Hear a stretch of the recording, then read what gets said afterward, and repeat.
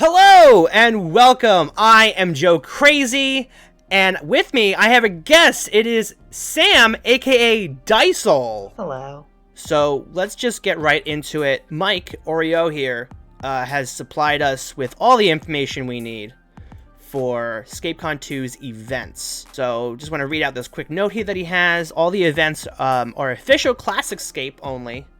So that's no Marvel, no customs, unless the event says so. So that's cool. Also, if the event says 16 players, then only up to 16 people may enter that event. So obviously that is limited to how many people. So at this point, I don't know how many people have already submitted their lists of game modes they're playing. So I don't know if I'll be excluded at any of those. So I'm not sure how that's going to work. He updated the information earlier today. Oh, okay. I can pull that up if you want. Yeah, I would love to see, just so we know, because obviously I'm going to be filling out my sheet of game modes I'll be playing. I'd like to try playing. So if there is one that's filled, that'd be awesome to know. So I'm not really too worried about. None of them are filled as of yet. Great. So obviously of this recording being on a Tuesday night, so that's April 5th, 2022. So I don't know. By the time you watch this at the end of the week, some of them may be filled or not. So, but this is an awareness for you to maybe come to ScapeCon 3 if that happens, or come to ScapeCon 2. So let's take a look at the first event, which is on Wednesday. So this event is all day Wednesday, right? If I'm reading that right? No. It starts at 4:30 p.m. on Wednesday afternoon. Okay. But it is the only event on Wednesday. Okay.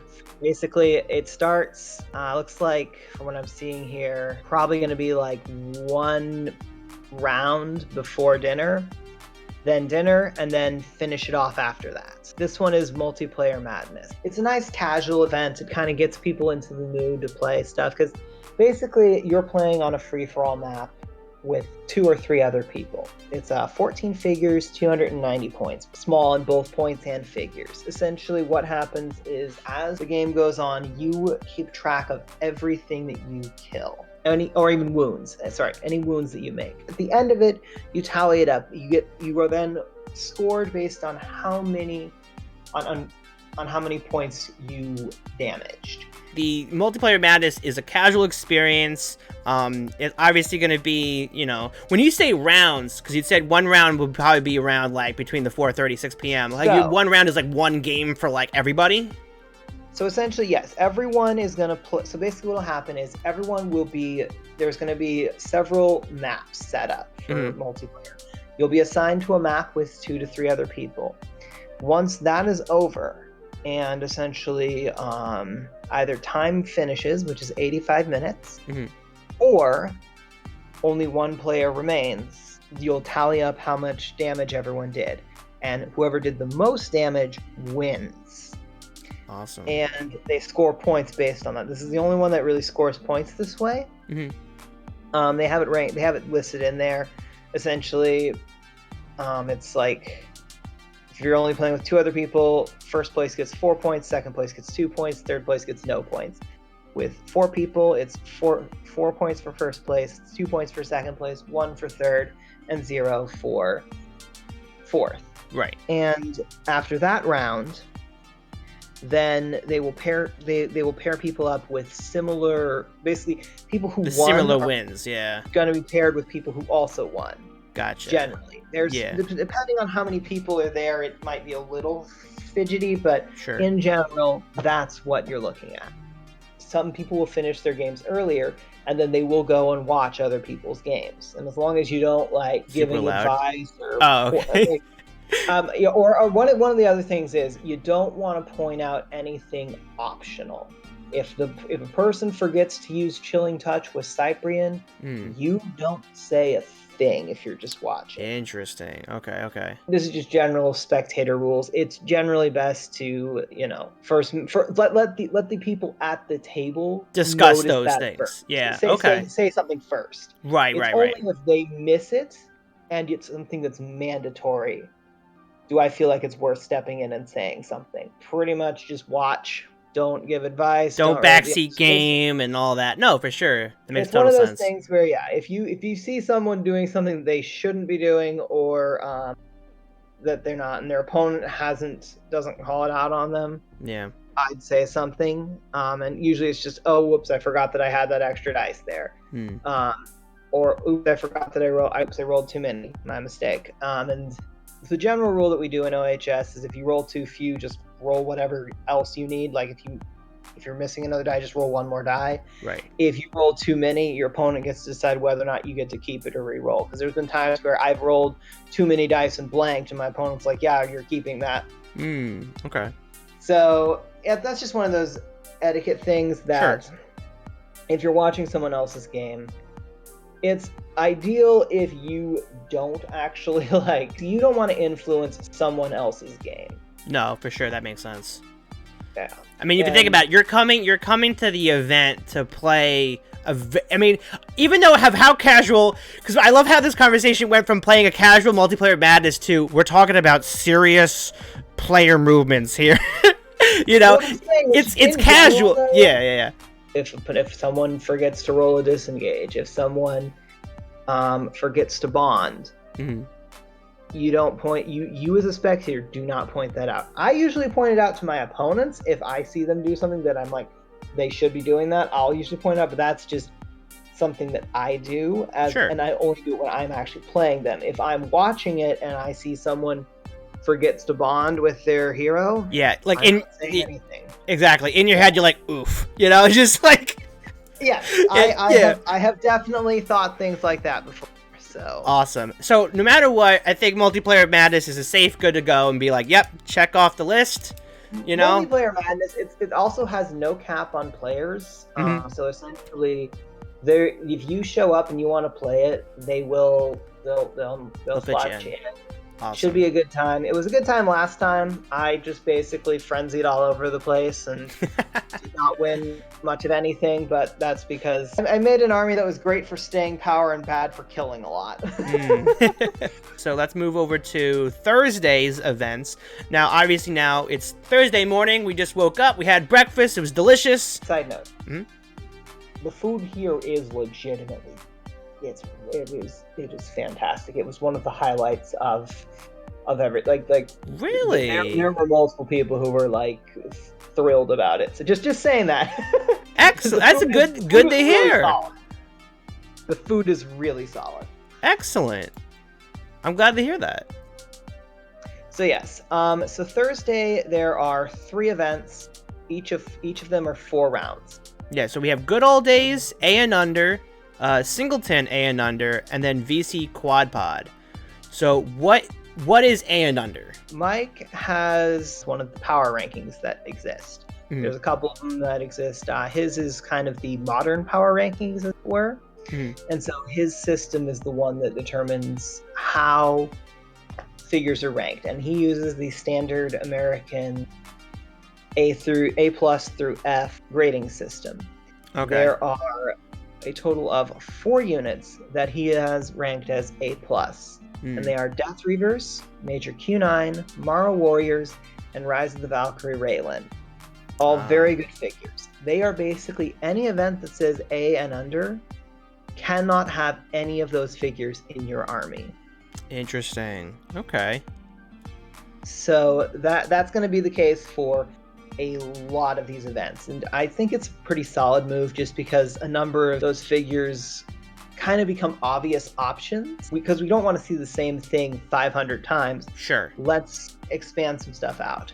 Sure. So Good Old Days, 440 points, 16 figures. This one is uncapped, so any number of players can enter it. Okay. As of by the way, Multiplayer Madness currently has 19 people signed up. Excellent. This one currently has 5 people signed up. Essentially, for this one, you are basically bringing an army that fits within 440 points and 16 figures. All right. And doesn't have any of those 4 units that I mentioned. The reason why it's called Good Old Days is because it's a reference back to a lot of the ways that tournaments were played back when HeroScape first started. It was basically just show up with an army, here's your point total, here's your figure total, and there was that. You just 24 hexes, these many points, and let's just play and go until you play against one opponent and go until one of you is dead or time is up. And these are 55-minute rounds. Okay. Now, one specific thing about this particular one, this one specifically, everyone brings a $15 to $20 prize. Everyone gets a prize at the end of the tournament. Okay. What are these prizes usually? Like, are they other board games? Are they like clothing? They're kind of like what is? They're all over the place. I haven't played in this one, but I know another one of those harken back to the good old days things. That used to be how the prize system would work at a lot of these events. People bring stuff. The person that wins gets first pick from the prize table. Second place gets second pick, sort of thing. They kind of jump all over the place. I know I saw some board games. I saw some HeroScape. I saw all sorts of random things there. I don't remember everything specifically. Sure. Absolutely. I'll definitely reach out to the community and get some questions for sure. The other two events are capped on players, 16 players each. The singleton one, 460 points, 20 figures. This one, again, you're not allowed to have any of those 4 units I mentioned previously. But you also can't duplicate any cards. Every single card in your army. So you can't have multiple squads. You're saying? Correct. Okay. Correct. You can bring a squad of knights, but you cannot bring 2 squads of knights. Gotcha. I'm not 100% certain on this, but I'm pretty confident that you can bring 1 Hydra, but you can't bring 2 Hydras. Even though that also makes sense. Yeah. 2 different figures. Ooh, well, yeah, but they're the same army cards, so I'm assuming that that would make sense. Of 1 army card per thing. You can do any kind of army card that you want as long as there's no more than 1 of them. Interesting. So that one's interesting. The one that I am playing in is VC Quad Pod. Now this one is VC inclusive, which means that it's going to use any of the Valhalla Customs approved customs, which is a project on the forums that has basically been devoted to essentially continuing the wave of releases for Scape, as it were, through rigorous playtesting and stuff. They're usually sourced from other games' figures, and then there's a design usually done for them. It's split up into 2 groups. You got the C3V, which I'm blanking on the exact acronym that they use for that, but basically they sort of design a bunch of units and playtest them and then release them to the public. Then there is the SOV, which I actually recently joined. Basically what that one does is it's a group of people that after people submit theirs or other people's customs to the SOV then basically runs through tests on it and determines if it is essentially a good enough custom to be treated as one of these that is essentially continuing part of the game. Does it fit within this system? So anything from either of those is valid for this particular event. So the VC Quad Pod, obviously we can use customs. What is a quad pod? I guess what is a pod? Because quad is 4. So what are the pods? So, these you bring 4 pods of 200 to 230 points and 10 figures. No figures repeated across any of your pods. Another way to think of it is think of each of those pods as half of an army. Because we've also called it half army, but pod is just simpler and easier to say. Sure. And so you'll have 4 of them that you bring. Essentially, you and your opponent will have 8 total pods to choose from. The first person to choose is going to choose whether they want to pick first or second. The first person will choose one of those 8 pods that they want to play with. And then the other person is going to choose 2 of those pods to play with. Then the person who picked first is going to choose one of the remaining 5 pods. So then you each would have 2 pods at the end of it that would make up your army, and then you would play each other. So it's kind of like drafting, but a little bit more. Instead of drafting each figure individually, you're essentially drafting partial armies at a time. So by the end of it, are you combining the pods together, or are you still playing with Correct. them separately? No, I said they were like half armies. You Yeah. essentially have two half armies to make one whole army, and that's the army that you're going to use to play against your opponent. Interesting. Okay. It is one that I don't think I would recommend unless you are very confident in your drafting abilities, because it's very. Yeah, it's a little. I mean, I like playing with the customs. Our group has been collecting them for a while now, but I don't know. I know there's other events that use customs, so I may steer away for that because I am the noob here. I don't know. It's one of those that I think as you get, it's one of those that definitely has a skill set that does require a lot more familiarity with not just units themselves, but also how they interact and Sure. like what their good and bad matchups are. Yeah. All right, great. So that's everything from Thursday morning. Excellent. So I'm thinking, so obviously I got to choose one of these for Thursday morning, right? You don't have to choose anything for any event, but if you are going to play in that event, those are your three options. All right, so I think for this one, I'm going to put down for the good old days, because I am very interested to know what it was like the good old days, even though I was never there. So I'm going to jot that one down. Thursday afternoon, we had great lunch. How was lunch? Was lunch good? Probably. Oh my God, you remember breakfast, but not lunch. Put it this way, I'm saying the food in general Okay. was fantastic. Like, Ramon, the guy that runs it, was phenomenal. That Excellent. man was, I think there was at least one or two people who were like, when we were like going back to the same hotel, they were like, is he still there? So that should tell you the kind of impression that this guy gave on us. So Excellent. yeah, all the meals were fantastic as far as I remember them. Well, speaking of food, what is cheese, and why is it only Swiss? Where's my cheddar? So, V-cheese Swiss. Let's talk about that. So, cheese is a slang term to basically talk about really good armies. Basically, it's going to be the Q9 armies. It's going to be the top bonding builds like Knights and Gruts. And it's going to be 4th Mass, 10th Regiment. It's going to be all those armies it's going to be the Dragons. Well, mostly Nilfheim.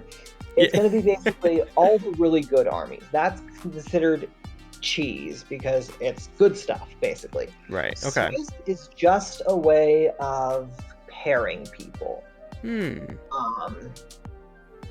And the reason it's called V-cheese is because this one also allows for VC units.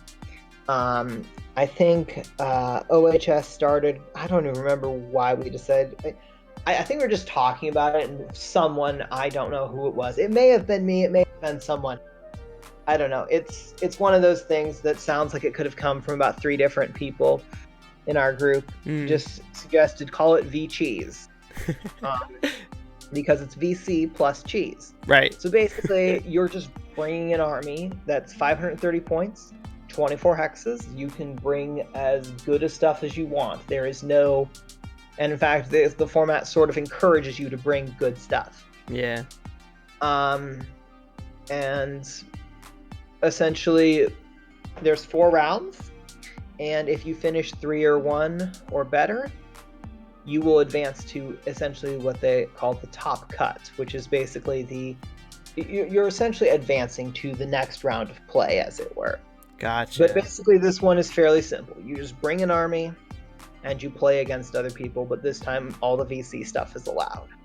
All right, so now we have our control points. So our first essential objective. This one threw me because it's different than how OHS has done stuff, and I'm not quite sure how I feel about it. So there's a couple of things there are a couple of restrictions on this, in addition to an alternate victory condition.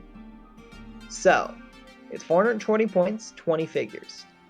There's the rule of 9 in play, which is you cannot have more than 9 of any given figure. So, If you are bringing, say, 12 heavy gruts, you can only play 9 of them. If you are bringing 3 squads of dividers, you can play all of them, but you couldn't play any more.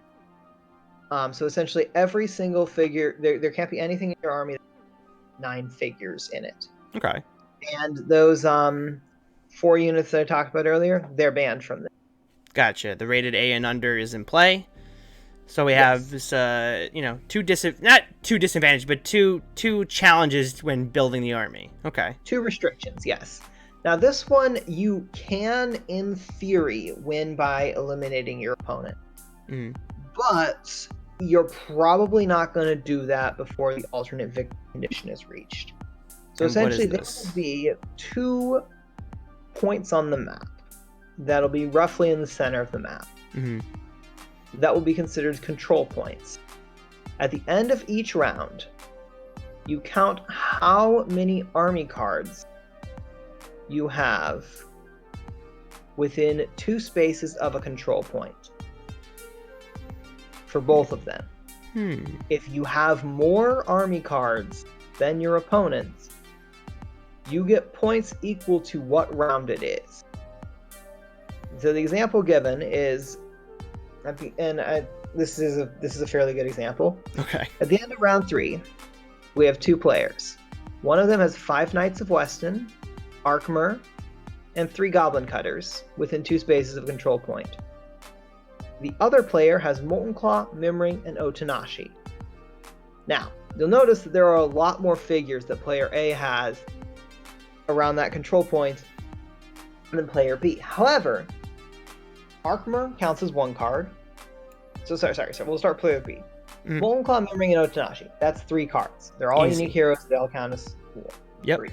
Now, the other player, Arkmer, counts as 1 card. Those 3 cutters only count as 1 card. But the 5 Knights of Weston count as 2 cards. Because you have a squad of knights, and then you have a 5th knight, giving you a 2nd card. Oh, so with the squads, you got to have at least all 3 of that squad within that range. Yep, you're counting cards, basically, not figures. Okay.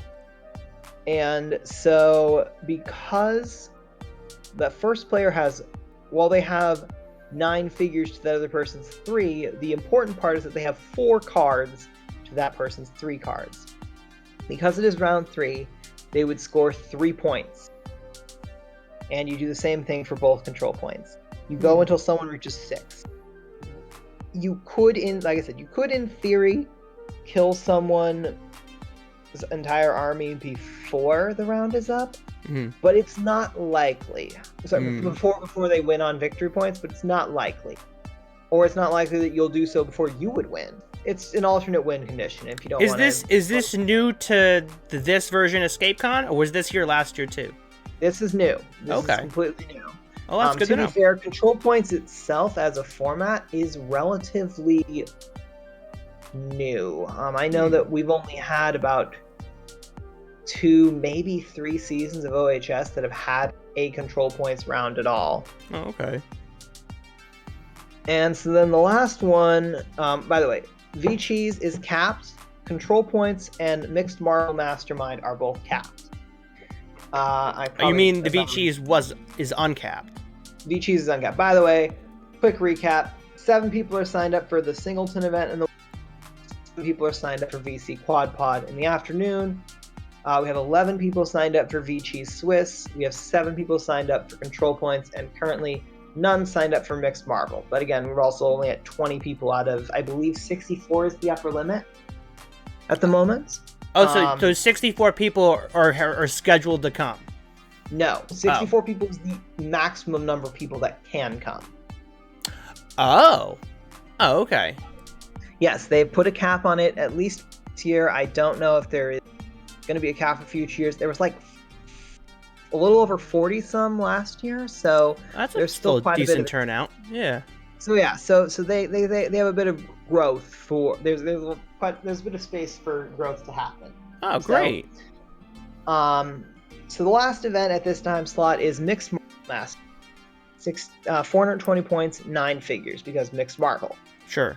This is when any of the Marvel units are allowed. Now, I will note, this is not any of the C3G units. Those are essentially their own entity. And if you want to play C3G units, I actually recommend that you check out, if you wanted to play them in a sort of live setting with other people, they're actually having a C3G con at roughly the same time as this. I'm aware of that. So Oh, wow. I don't really know too many details. I'm just vaguely aware of the thing that's happening. You can reach out to any of them about that. I don't know details. Interesting. I didn't realize how far separated the C3G was, opposed to, I guess, So this version of if I'm being HeroScape. honest, I've played both, and C3G is almost like its own game at this point. Really? It's got so many different ways that it plays, and they've added quite a few other rules that are not in the base game. And I agree with some of. Sorry, agree is the wrong term. There are some of those that I'm like, yeah, that makes sense, and there are some that I'm like, that's interesting. I don't hate their vehicle rules. I just don't understand. There's vehicles? Okay. Yes. Interesting saying, stuff. I will it's not- absolutely it's take a more look like into I this. vaguely understand how vehicles work. From what I've seen of stuff, they do a good job, but it's very different from base game, and I think a lot of them would be on that. Interesting. I Am Batman even has in his signature, you can mix them. We don't recommend it, but you can do it. So Wonderful. Probably very well said. every single army is going to have Red Skull in it, which is kind of funny in my mind, because Red Skull is generally regarded as the worst of that whole set, and it's primarily because he's got an ability to basically take a turn with any other hero, and he has a very unreliable ability to just auto kill. Oh no. Which I totally didn't roll 320s in a row testing something out before rolling for the actual roll. That didn't happen. Doc didn't make fun of me about it for ages afterwards. Oh no. Anyway, but you can basically, so you can bring Thanos, you can bring Silver Surfer, you can bring Hulk, you can bring Iron Man, bring Captain America, all those stuff from the actual official Marvel set. But you've only got 420 points to work with. So if you bring Hulk, you've got 50 points left to work with. Yeah, that's not... Red Skull doesn't count for your point or figure limit. Interesting. So, okay. Yeah.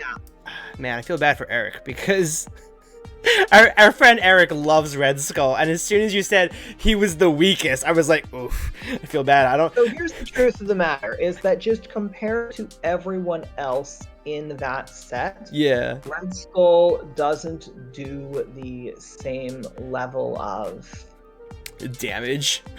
He's not as useful as the other bunch are. Yeah, I don't know. I'm gonna have to come back to this one. I'm a little I'm unsure between these three. I'm gonna have to come back for this. Yeah. Then you have dinner, and after dinner is the evening, and anyone who is 3-1 will be playing in essentially the playoffs or the finals, or however you want to think of it, of VGs. Sure. And then there will also be a team tournament happening. You will bring two different little armies. They're going to be 220 points and 10 figures. Again, none of the four A pluses are allowed in this one. Okay. You are not allowed to repeat figures across those armies, and you will be paired up with another person, and neither you nor your teammate can have the same unique figure in your army. Right, because essentially you would be one army once you guys get paired. Functionally, yes, but you're going to be playing two different armies, but you are essentially allied. So any cards that say friendly, anything that says you control is not allowed to affect your. So for example, right, because you control, not friendly. Yeah. Yes. So Raylan is a you control. Obviously, the 80-point Raylan is banned, but the Swarm Raylan version also says you control. So your opponent does not your opponent, your teammate does not get to add +1. Yes. However, a figure like Laglor gives +4 to +2 range to all friendly figures. So that sounds like a really fun event. Now, Yeah, do you how get? it's gonna work is that essentially you will be paired up with another player, and people that are have better records. So if you're 1-0, you're going to be paired with an 0-1. If you're 2-0, you're going to be paired with an 0-2 player, so on and so forth. Oh, so wait. So is this during the entire ScapeCon? They're basing off of these win-loss? No. This is during the tournament. The first round, they're just going to randomize everything. After that, everybody who is 1-0 will be paired with someone who's 0-1. Oh, okay. So you're not with the same teammate the entire time. Correct. Okay, cool. So yeah, before the round, before the game starts, you and your teammate will have an opportunity to kind of figure out which army you want to play based on what you and your teammate have and what your opponent and your opponent's teammate have. That's one of those, plan on being in it unless you essentially make the playoffs of VCheese. So very cool. Yeah, so when it comes to these, that's an interesting point. When it comes to the ones that are multiple round, because I think the Friday morning, technically we'll get to Friday afternoon, which is the championship itself, at least the start of it. So how does that work when signing up for these events and there's multiple days for some of these tournaments? How does that work when it comes to jumping in and out? Generally speaking, what I've done and what several other people have done has been like, I'm signing up for this event. If I make the cut though, I'm dropping the other event. Okay. Has there ever been a chance where I'm like, oh, you know what? I won, but I'd rather play the other event? That is also an option available to you. I don't think there's anything that says you can't do that. Okay. It would just mean that you are removed from it. I know there's been a couple of years where at Gen Con, someone would make day 2 and they would be like, I'm forfeiting my spot because I have something at that time frame. And so then that would usually mean someone else got their spot. But something like this where everyone who's 3-1 and greater, all that's going to do is just so with VCheese, say 14 people make it in with 3-1. I don't think that's what it's going to be, but let's just say that for example purposes. 14 people make it in. One person decides, I'd actually rather play in that team tournament. That means there will just be 13 people playing during that time frame. No one's going to get like brought up to cover that 14th spot. Say something and it's wrong, and that's totally fine. Just yell at Sam in the comments. It's totally fine. I will put it this way: if I say something that is wrong, and Mike essentially contradicts what I say on this thing here, Mike is the one that is going to essentially be the final kind of events and the rulings and stuff like that. He's basically the rules committee. Excellent. And yes, Mike, I chose my words very carefully there, so that way it would only be applied to this particular situation.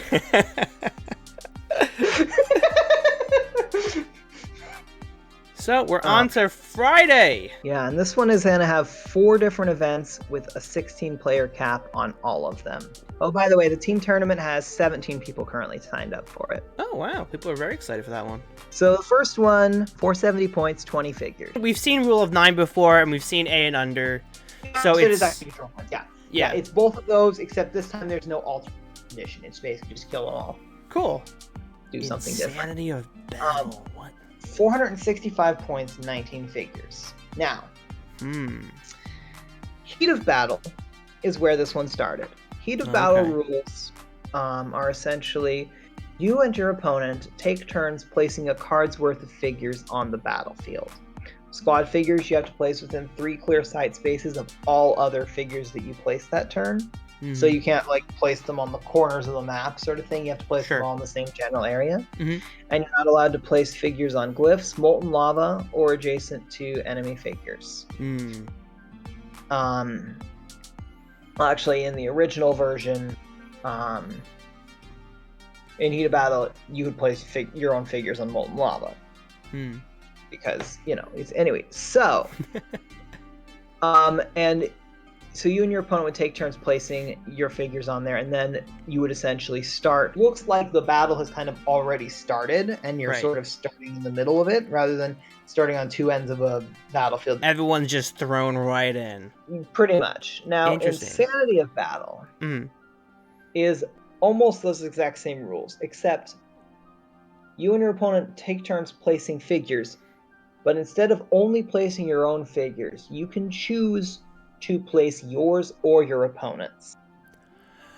Oh. So you can so on your first turn you could place like 4 knights in a certain spot, and then your opponent could take your second squad of knights and place them somewhere. And then you could place some of your own figures, or you could choose to place some of your opponent's figures. And this is going to go until everything is placed. Wow. And this one, you can't place figures on glyphs, you can't place them on molten lava, and you can't place them adjacent to enemy figures. You can place them adjacent to friendlies, but but you can't place them and one of the reasons for that molten lava thing is, I'm going to take your figures and I'm going to toss them all in molten lava. Right. Haha, sucks to be you. Yeah, exactly. Yeah.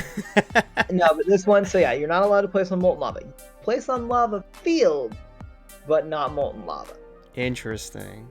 Well, that sounds chaotic. Yes. Yes. As it is. Insanity of Battle. Yes. Awesome. Now, obviously, VC, I've seen that before. That means customs, but Delta. What are we referring to as Delta? I think I've heard this before. Delta is something that started ages ago. I want to say the X marker was the one that started it. There may have been other people.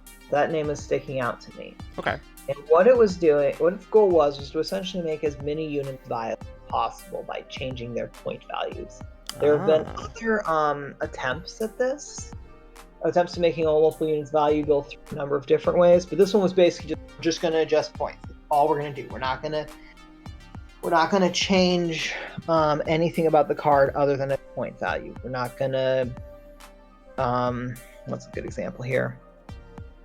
We're not going to, like, say, give Obsidian Guards one more move. We're not going to give Deathwalker 7,000 disengage. We're just going to change their point total.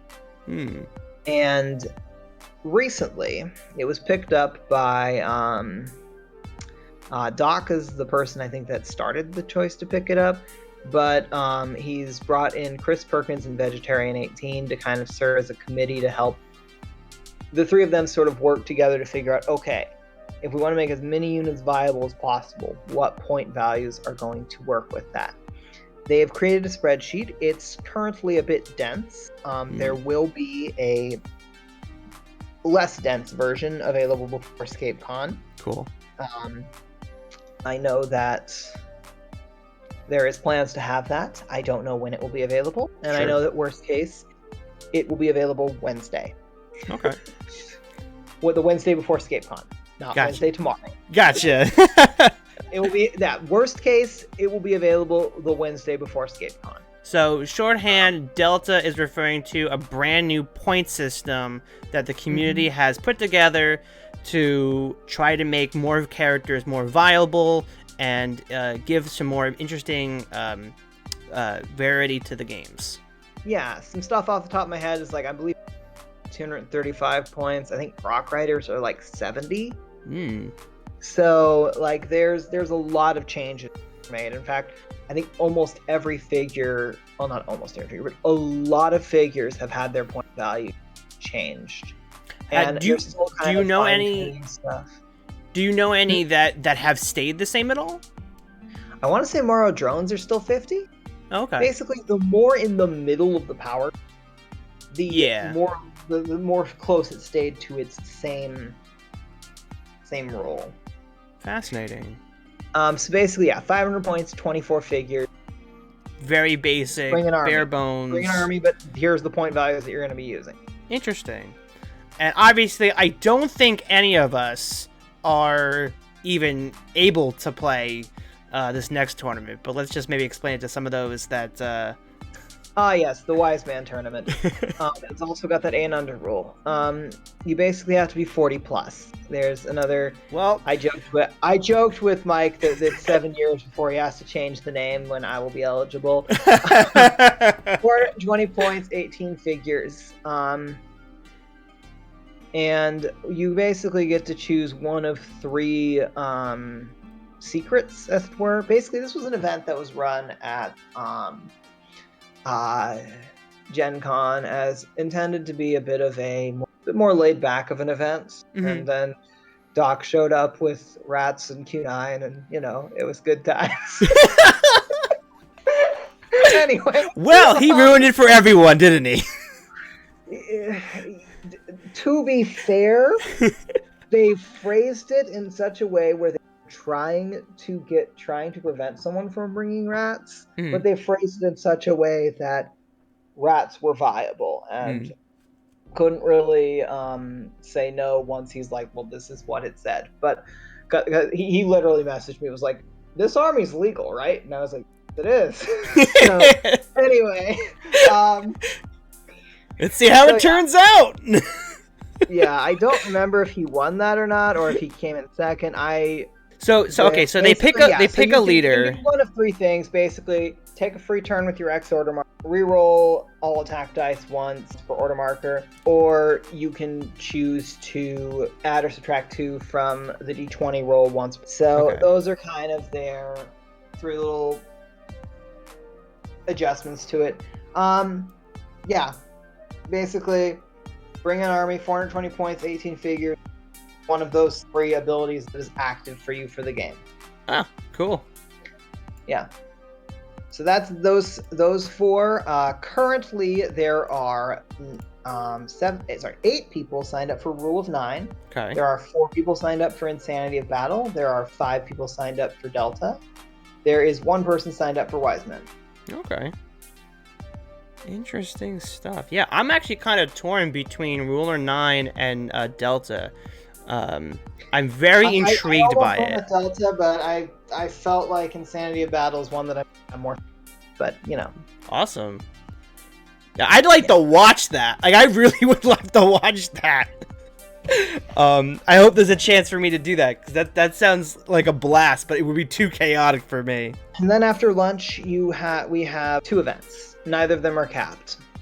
One is the championship, which is 420 points, 18 figures.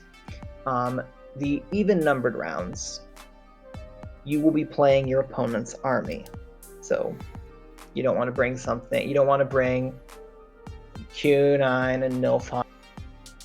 Right. You don't want to bring something that you'd be afraid to go against. Yes. Usually it tends to work best to bring something that you're comfortable with. Yeah. But also during that time frame is the Flex tournament. If you feel like, because the championship event is probably the most quote-unquote serious event. Sure. We'll see how these. I know that General Wars and the Cheese events are also intended to be more of those serious events. Mm-hmm. So, but that's a new feature. Typically, this was the event, as it were. So, and then there's going to be like a Flex tournament going during that same time. Now, this one will also allow Marvel units.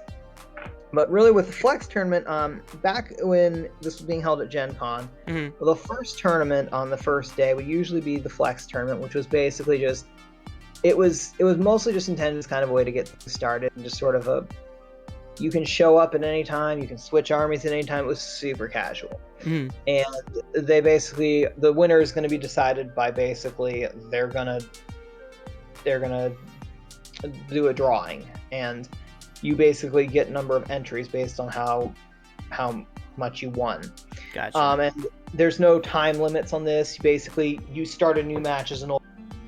So, yeah, it's happening at the same time as the championship if you're wanting to do something laid back. Sure. And as of that one right now, there is 19 people signed up for the championship and 1 person signed up for Flex. How many for Flex? 1 right now. Oh, okay. But, interesting. I anticipate there's probably going to be a couple others. Sure.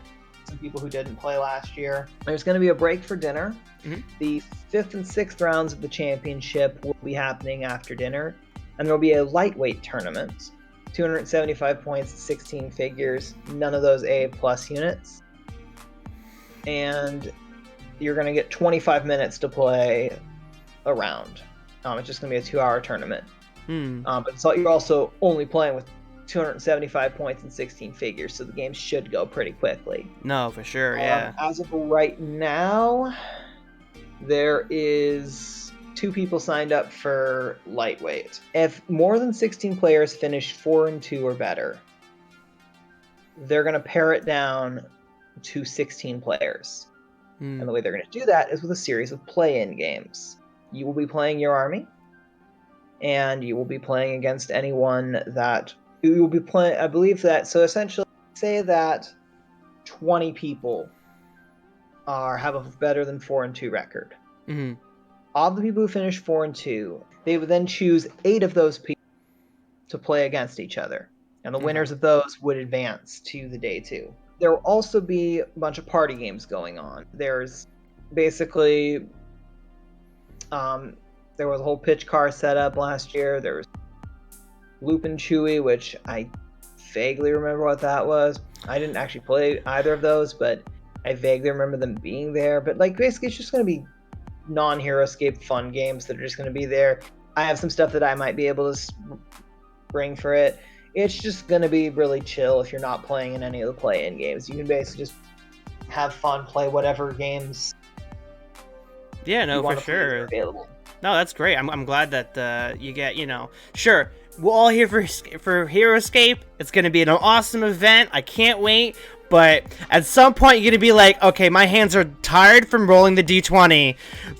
Let's do some card games, or let's play get some laughs in, I don't know exactly what's going to be available there, but it should be a good time. But I don't think I don't think that's something that you have to sign up for, right? Like, I don't think that to keep track. I don't think there's pretty much just. I don't think there's it's not on the official sign-up schedule. It's just basically this is when it is, just so you know. Yeah. Gotcha. Then Saturday morning, the day 2 of the championship is happening at that point. Essentially, you go until you're eliminated. The 1st and 3rd rounds of that will be Reverse the Whip. Shortly thereafter, there will be 3 events going on. So there is first a SpeedScape 4x4 200. So essentially, you will bring 4 armies, 200 points, 16 figures per army. Can't repeat figures across armies. Mm-hmm. And how 4x4s tend to work is essentially each round you've numbered your armies 1 through 4, and they'll tell you which army you're playing at. And you don't know what order you're going to be in. Okay. You're not allowed to use any of the A for this one. Worth noting that this one is actually 2-hour tournaments back to back. Now the reason why this was done this way is because it'll allow anyone who gets eliminated on day 2 to play in these events, play in that second event. So they still have an option available to them. Then there's the monster match. You will have 700 points and 15 figures. This one and the next one are capped. Okay. You have to have at least 550 points of large and huge figures. You only get 150 points of small mediums. Ooh.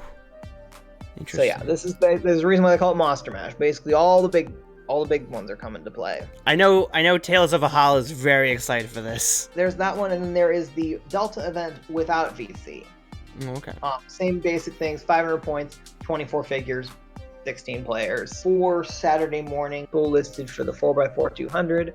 There are 5 for Monster Mash, and there are 4 for Delta. Okay. So then we get to the afternoon. There is the finals. That is just going to be you play your army. So General Wars. You've been mentioning this before, and now we reached it. What is it? What is a General War? General Wars is basically, now, this first started out as you can only build with one general. You could only build a Nutgar build, you could only build a Jandar build, you could only build a Vidar build. For this particular event, Valkyrie is not a general. So basically, what's going to happen is if you have Valkyrie in your army, they essentially count towards one of those point totals. Whichever one it's going to be is going to be determined by whatever else is in your army. Gotcha. So if you had 140 points worth of Jandar, the rest could be Vakril and Ukar. Yes, Okay. that's correct. That is one way to look at it. You could also have them take up a portion of that 140. It's all about what they can actually so however, you aren't allowed to essentially, if you have those are hard caps. If you only have 340 points of one general, you don't get 150 of the other. So awesome. Yeah. Now the 350 points will determine what general you're considered to have.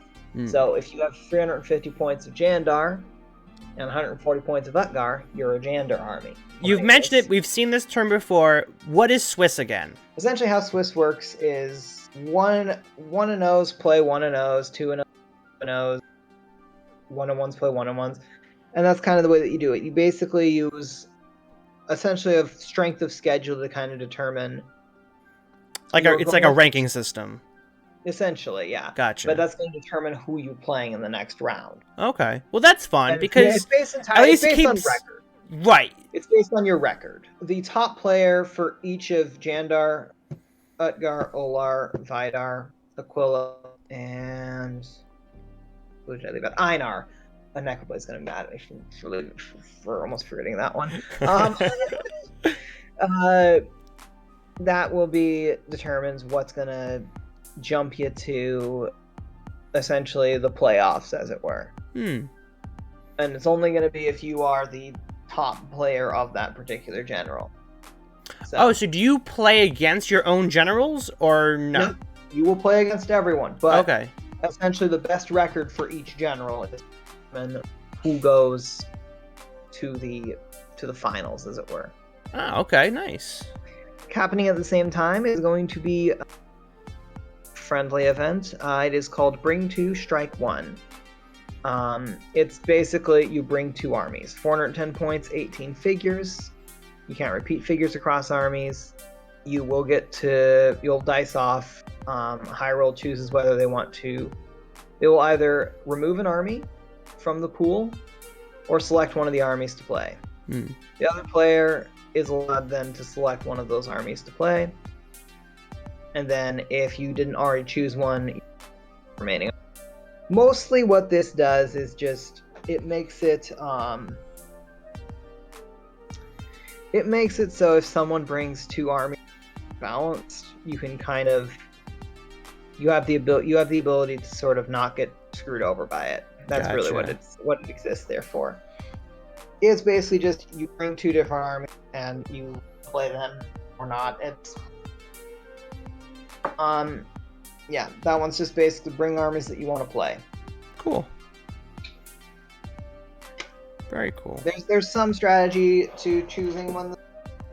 Honestly, if you just bring two things that you are wanting to play and they're not like unbalanced against each other or really low-powered armies, you'll probably be fine. So then that evening, anyone who is in the was one of those top 6 generals will basically play to see who gets the top seed of it. And there might be some other events happening, but for right now, that's the only thing on the actual schedule. Currently signed up for General War, 17 people, and there are 2 people signed up for VC Bring 2. I might jump over to that one, haven't decided yet. Okay. I'm currently signed up for General Wars because I'm like, I have an army idea. It's fun. It's probably not the best army I could bring, but I want to play it. Yeah, no, for sure. Anyway, so then you have Sunday morning, and this is the only event on Sunday. Mm-hmm. And it is called Three-Headed Hydra, B+ and under. So again, using OEAOs or Mike's power rankings, you can only use things that are B+ or lower. Okay. So before you couldn't use any of those A+ figures. Now you can't even use anything in 2 tiers down. You and 2 teammates will have an army of 425 points and 16 figures. And you can't repeat figures across any 3 of your armies. Now, essentially, each round you are going to be paired against another team, and 3 games are going to happen at once. And whoever wins 2 out of those 3 games gets the win for the round. You'll be given 3 maps, and then you can choose So then it's slightly complex, but I'll try and explain as best I can. You Right. get to choose which of two teams you want to be. And essentially, the first choice that is made, we'll get to choose. We'll basically get to say, we do not want these two players to play each other. After that point, the other team is then allowed to decide what the matchups are, who will be playing whom. And then the first team to pick will then choose, okay, this matchup is happening on this map, this matchup is happening on this map, and this matchup is happening on that map. It's basically intended to try and kind of give both teams sort of an opportunity to level the playing field. Yeah, basically both teams are trying to set things up so that way they get favorable matchups, or at the very least, not unfavorable ones. But either way, is it a 3v3 match? Or No, each player is playing a 1v1 match. Oh, okay. Say that we have the Ashes from last year. We've got Nathan Infected Sloth, Matthew ISB3, and William Major Q23. They were a team last year. Okay. I was on a team with Boromir and Vidar, Isaac and Ryan. And so if we played them and say they started things off, actually this did happen. We started off and they were like, okay, we don't want Sam and William to play. And I was annoyed because I really enjoyed talking with William and I just kind of wanted to just shoot the breeze the entire time we were playing. But no, we're not going to let that happen. I was like, well, that's annoying. Anyway, Vidar play ISB3. I played Infected Sloth, and Boromir played Major Q23. So that was how it decided, and then they got to choose which maps we'd be playing on. I figured at the end of this, I'd feel like a lot more relaxed of like, oh, okay, I know exactly what I'm going to do now. Now I feel way more overwhelmed of these choices. I'm sorry to have thrown that to you. I was trying to do my best to explain this is what they are. No, you've done it. Sam, I want to say thank you so much because you have explained everything so easily for me. I think it's just a lot of information to be taken in right now. And definitely for myself, when I go edit, I will hopefully understand everything a lot easier once everything kind of settles in the back of my brain. Because all I keep thinking is, oh my god, I gotta take so many armies. There's an army for this, an army for that, army for this. And like, usually, you know, when I do host game night and we have, you know, play HeroScape, you know, I already have one team in mind. I don't think of 12. Like, so it is in that sense, it's very overwhelming. But as of all of the game types and game modes, it seems super fun and super interesting. And some of them very sweaty. So Witcher is great because to be fair, yes, I think you could sign up for every event and design no more than 9 armies. You could sign up for every time slot and do no more than 9 armies. Okay, that's a lot. It's still a lot, yeah. But it's much more, yeah. So it's one of those things where, yeah, a couple of months to sort everything out and get it figured out what you want to be doing. It's, I don't know, and yeah, and I mean, I'm currently throwing ideas around at my hive mind of people like, what about this idea? Like, yeah, Doc is fantastic for being like, what about this terrible idea? And he'd be like, what if this is it? I'm like, that's actually a really good idea.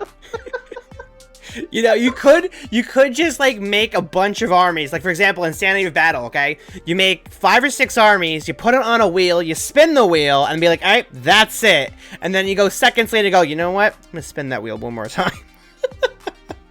Truth be told, if you're having trouble making a decision between 2 binary choices, flip a coin. Once that coin is in the air, you now know what you want. Exactly. Or if it comes up one way or another, then you don't care, then you just go with that. It's true. It's true. So, yeah, I think especially what I would say for a newer player coming to some of these events is you can definitely, especially if you don't have a ton of experience in the competitive meta and stuff like that. For sure. Honestly, I don't think that it's as helpful for you to spend a bunch of time trying to solve the meta or trying to stuff. Oh God, no. Bring stuff that you want to play. Bring stuff that you. There was a guy last year. He was Boromir's friend, and he showed up. And he brought a bunch of real off the wall armies, and they were. They weren't like ones that like won things or anything like that, but he was just having such a good time playing these armies, playing stuff, and honestly, you know what? That can be a very enjoyable, especially if this is time kind of really getting into this sort of stuff, and it might not be a bad idea to just bring stuff that you want to bring, that you want to play, and you'll have fun. You'll have more fun than if you try and bring the best that you can be, because there's no way you can counter everything. It's impossible. I mean, there's definitely ways you can play to minimize your odds and stuff like that. But if that's something that you are not, that you're definitely newer to the game about, and it's the podcasts or watch games that people play and stuff like that to get better. But at the end of the day, I honestly think that really you're best served by bringing something that you want to play. And I think that honestly holds no matter where you are kind of on the competitive spectrum. Talking with Doc about ideas, and I was like, this is the obvious build here, but I don't want to do this. So he and I brainstormed up a build that was basically a direct counter to it. So interesting. That was a lot more fun, but it was a lot more fun to play that. For sure. One other thing I do want to mention, okay, just kind of something to kind of not necessarily be aware of, but something that I think I kind of took away from my experience specifically at ScapeCon. Sure. But I think it's especially kind of cool to know as a new player coming in. Okay. There was a lot of times outside of the actual events where you would just be sitting there and you would be talking and with the other players. You would be just conversing, having fun and all this stuff, like over a meal, just kind of sitting there chilling, hanging out. And that experience is one that you kind of don't always get. And that's one of the reasons why I know when I went to it last year, I was like, really felt like a fan event for fans. That was one of the big reasons why, was because we basically as a group just kind of got to spend time with other people that shared this hobby of ours. One of those unexpected highlights that you don't anticipate. It was definitely a much more closer thing than it was at like Gen Con. There was so many other things to do that people could leave the HeroScape event and then go off like 5 miles away. That's a slight exaggeration. Yeah. But it was a good experience in that respect. So, well, that's just awesome. Something to be aware of, that is something that's to look forward to. Like, take those opportunities to just hang out with people and just spend time with them, because a lot of good people. And yeah, that's awesome. Sam, thank you so much for saying that, because I'll tell you, even though looking at this jam-packed schedule of events, that is one thing that what you just said is what I was praying for, because I cannot wait to mingle with all of the people in HeroScape that enjoy and love this game as much as I do. And I am, so grateful to be able to come and enjoy all of it with all of you guys. So thank you for saying that. That was awesome. Absolutely. Sam, thank you so much for joining me today and helping me explain all of this stuff. I will be making my choices and putting in my stuff tonight. And to all of you, I hope to see you there. Hope to come. Please come if you can. If you can make it. If not, hopefully we will see you next year. And don't forget to check out Dysole on Twitch. Her link will be in the description below.